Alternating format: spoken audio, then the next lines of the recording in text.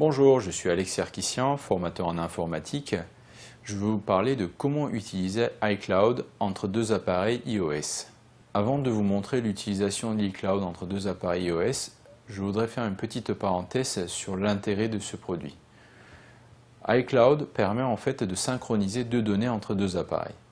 Ces données, ça peut être le calendrier, les contacts, les photos qui ont été prises d'un appareil à l'autre, les téléchargements qui ont été effectués sur l'Apple Store, ainsi que les e-books, etc., etc.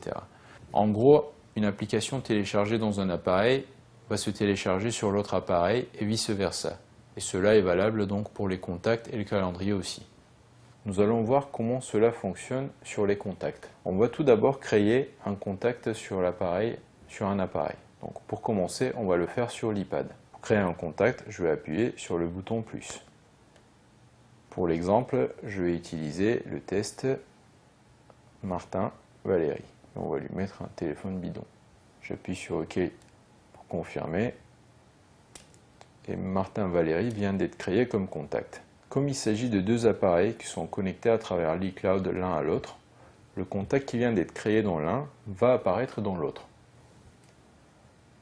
On va vérifier cela. Je vais allumer l'iPhone.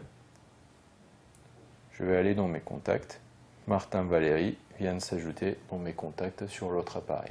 Les deux appareils sont identiques au niveau des contacts. Cette fonctionnalité, elle fonctionne aussi sur le calendrier. On va créer un événement sur le calendrier. On va le mettre à maintenant. On va mettre comme titre Minute Facile. Et on va confirmer sur OK pour valider l'événement. Si je retourne voir maintenant sur l'iPhone et que je vais sur le calendrier, on va pas tarder à voir donc l'événement apparaître sur l'autre appareil iOS. Minute Facile vient à l'instant d'apparaître sur l'iPhone. Si je clique dessus, Minute Facile, Paris, à 16h15.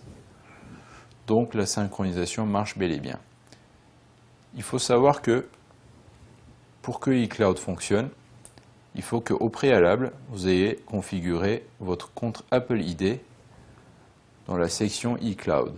Ça veut dire que vous avez déjà configuré un identifiant avec un mot de passe. Si vous avez besoin de savoir comment paramétrer votre iCloud, je vous invite à faire une petite recherche sur Google en tapant « Configurer iCloud ».